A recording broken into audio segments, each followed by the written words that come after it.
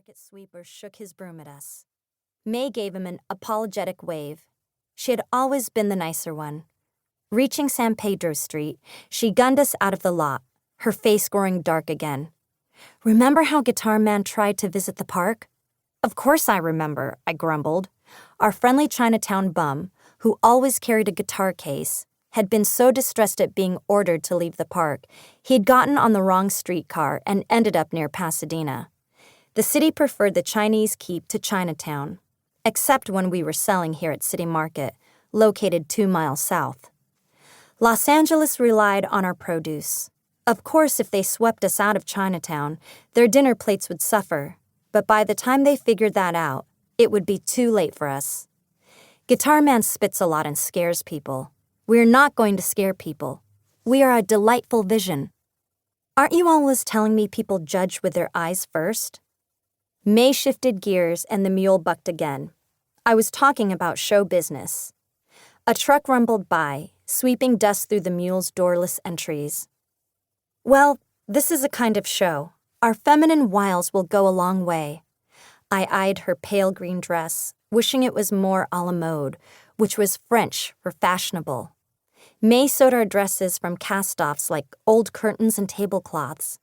Though her creations were clever, she had split a doily to make the collar on my own dress. They always had a wash look to them. Her tongue clicked in annoyance. "Feminine wiles? Sorry, Gemma, I left mine at home next to my girdle."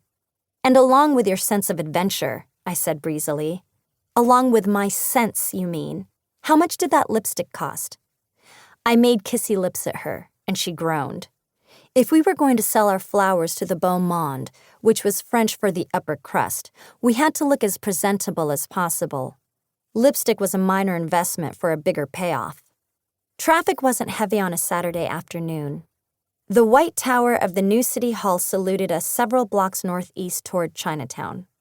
Buildings passed in streaks of concrete and brick, each day bringing more everything must go signs and longer soup kitchen lines.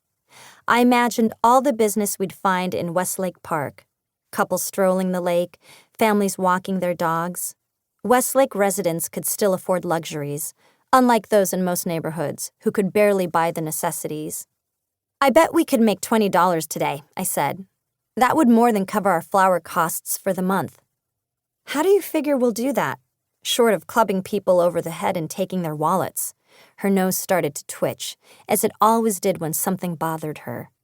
"It's very simple, May. We quadruple our prices." Her posture slouched as the wind blew out of her. "That's it. I'm turning around. It's clear your noodles have gone mushy." "Keep your hair on. Westlake people are used to paying certain prices for things. If we didn't quadruple the prices, they might worry over the quality."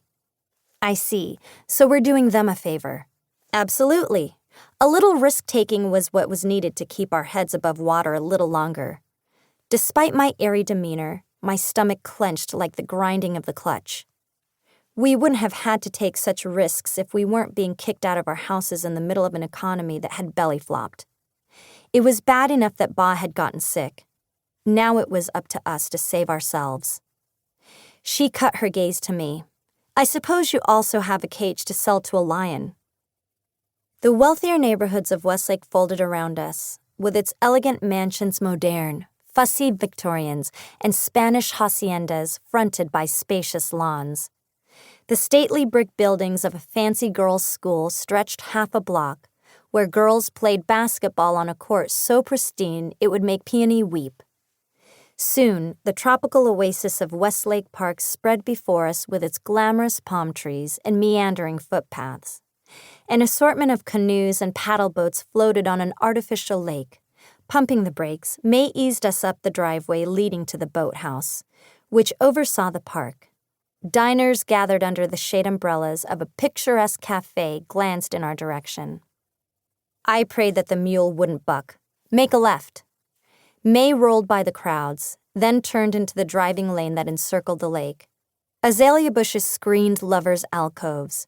Weeping willows swayed gently in the breeze. Before reaching the band concourse anchoring the other end of the lake, I pointed to a palm tree.